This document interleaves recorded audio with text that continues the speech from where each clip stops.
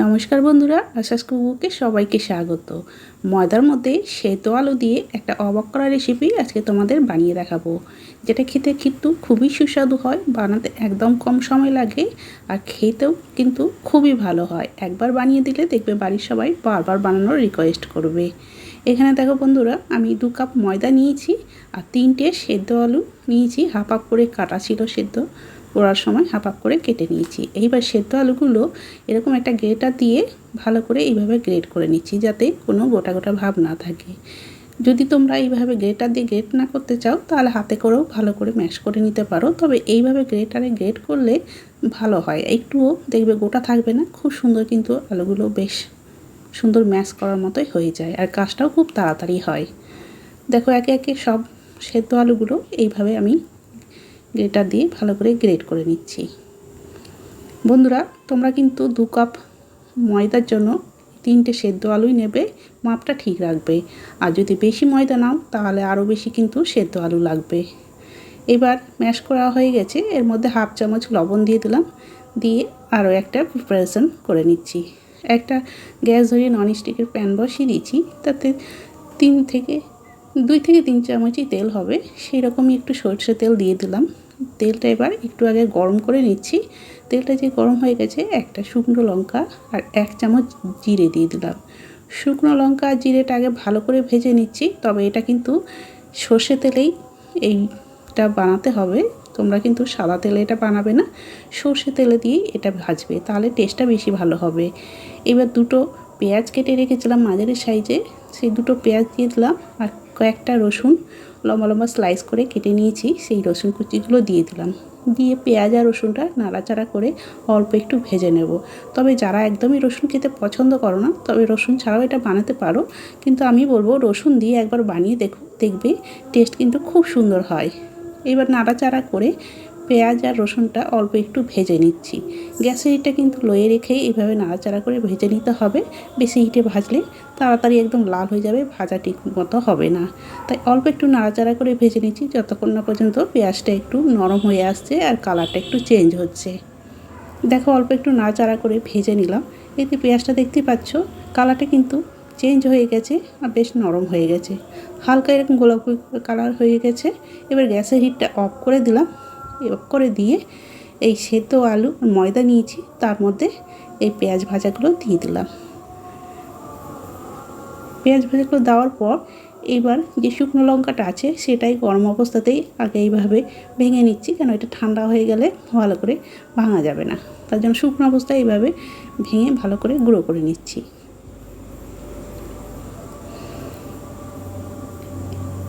এরপর ওর মধ্যে দেখো কাঁচা লঙ্কা নিয়েছি, কিছুটা কাঁচা লঙ্কা দিয়ে দিলাম কুচি করে, আর কিছুটা ধনেপাতা কুচি দিলাম।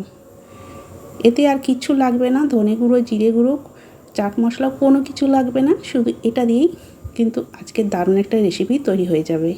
এর সব কিছু আগে জল ছাড়াই কিন্তু আগে ভালো করে ময়দার সাথে মাখিয়ে নিচ্ছি। প্রথমে জল দেব না, প্রথমে আগে মাখিয়ে নেব ভালো করে।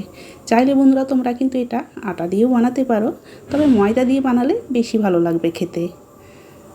ভালো করে দেখো এইভাবে মাখিয়ে নিতে হবে, তারপরে অল্প অল্প করে জল দিয়ে এটাকে একটা ডো তৈরি করে নেব। ভালো করে মাখিয়ে নিয়েছি, এবার অল্প অল্প করে এইভাবে জল দিয়ে একটা ডো তৈরি করে নিচ্ছি। একবারই বেশি জল দেবে না, তাহলে নরম হয়ে যাবে, যেহেতু সেদ্ধ আলু দেওয়া আছে তার জন্য অল্প অল্প করে জল দিয়ে একটা ডো তৈরি করে নিতে হবে। তবে যে সমস্ত বন্ধুরা আমার এই ভিডিও দেখছো, অবশ্যই তোমরা লাইক দিয়ে পুরো ভিডিওটা দেখার অনুরোধ রইল। যদি কেউ নতুন বন্ধু হয়ে থাকো তাহলে অবশ্যই আমার চ্যানেলটিকে সাবস্ক্রাইব করে আমার পাশে থাকবে।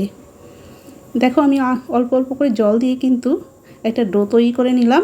এরকম একটা ডো তৈরি করে নিতে হবে, এটা কোনো রেস্টে রাখার দরকার নেই, সাথে সাথে এটা বানিয়ে নেব। এবার এটা থেকে লেচি কেটে নিচ্ছি, রুটি করার থেকে একটু বড় বড় সাইজ করে লেচি বানিয়ে নিচ্ছি। একটু মোটা মোটা বানালে তবে এটা বেশ টেস্টি লাগবে খেতে আর খুব ভালোও হয়, বেশ নরম হবে তৈরি। তার জন্য মোটা মোটা সাইজ করেই আমি এটা বানাবো আজকে, তাই বড় বড় সাইজ করেই আমি লেচিগুলো কেটে নিলাম। দেখো এখানে 9টা তৈরি হয়েছে 2 কাপ ময়দা থেকে। এইবার একটা ব্যালেন্স চাকি নিয়ে অল্প শুকনো ময়দা ছড়িয়ে বেলে নিচ্ছি। এটা কিন্তু তেল দিয়ে বেলবে না, যেহেতু আলু দেওয়া আছে তাই শুকনো ময়দা দিয়েই বেলতে হবে, তাহলে বেলতে খুব সুবিধে হবে। দেখতে পাচ্ছ আমি শুকনো ময়দা দিয়ে বেশ সুন্দর করে বেলে নিলাম। আর দেখো একটু মোটা সাইজের হয়েছে, এরকম মোটা রাখতে হবে।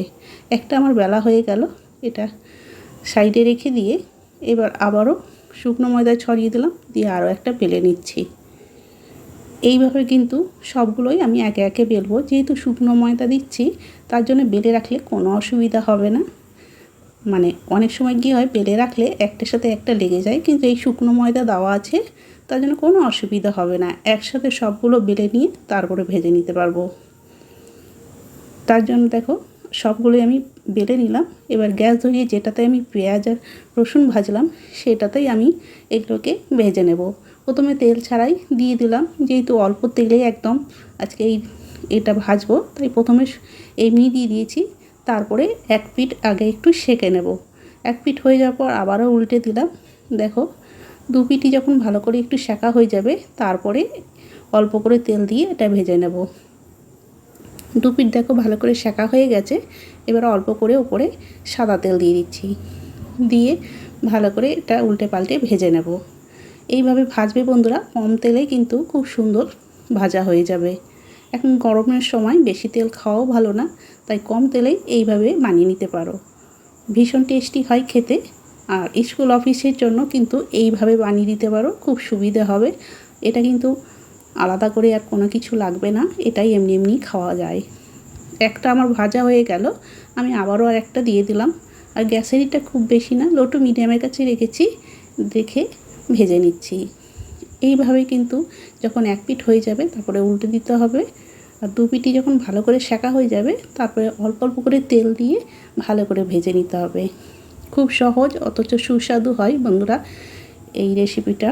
তোমরা কিন্তু স্কুল অফিসের টিফিন হোক কিংবা ব্রেকফাস্টে কিংবা ডিনারেও এইভাবে বানিয়ে খেতে পারো। খেতে খুবই সুস্বাদু হয়।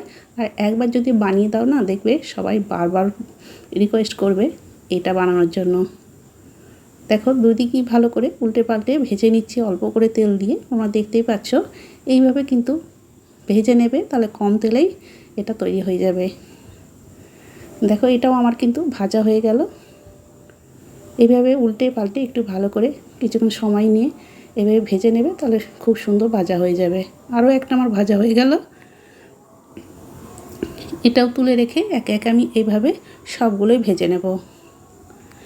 দেখো আমার এখানে সবগুলো কিন্তু ভাজা হয়ে গেছে আর খুব সুন্দর কিন্তু কম তেলেই তৈরি হয়ে গেছে, দেখতেই পাচ্ছ। আর ভীষণ নরম হয়। দেখো তোমাদের আমি ভাঁজ করে দেখাচ্ছি হাতে, এতটাই নরম হয় যে যত ছোট করবে ততই ছোট করে ভাঁজ করা যাবে। আর এইভাবে ভাঁজ করে স্কুল অফিসে হোক এভাবে ভাঁজ করে টিফিন বক্সে দেখবে ঠান্ডা হয়ে গেলেও 4-5 ঘন্টা সময় অবধি খুব সুন্দর এইরকম নরম থাকবে। ভীষণ নরম হয় আর টেস্টি হয় খেতে। আর এটা খেতে কিন্তু আলাদা করে কোনো সস বা তরকারি কিছুই লাগবে না, যেহেতু এতে আলু সেদ্ধ করে দেওয়া আছে, তার জন্য এটা খেতে খুবই ভালো লাগবে। তাহলে বন্ধুরা দেখতেই পেলে কত সহজভাবে ভীষণ টেস্টি আজকে এইরকম আলুর পরোটা তোমরা বানিয়ে নিতে পারো। খুবই ভালো হয় আর খুব সহজভাবেই বানানো। আর এইভাবে রোল করেও দিতে পারো, যেটা সুবিধে মনে হবে সেইভাবে দেবে, দেখবে খুবই ভালো লাগবে খেতে। তবে বন্ধুরা আজকের আমার এই রেসিপি তোমাদের কেমন লাগলো কমেন্ট করে অবশ্যই জানাবে। ভালো লেগে থাকলে বন্ধু ফ্যামিলির সাথে বেশি বেশি করে শেয়ার করে দেওয়ার অনুরোধ রইল। তাহলে আজকের মতো আমি এখানেই শেষ করছি, আবার একটা নতুন রেসিপি নিয়ে চলে আসবো। সবাই ভালো থেকো, সুস্থ থেকো, সবাইকে অনেক অনেক ধন্যবাদ জানিয়ে আজকে আমি এখানেই শেষ করলাম।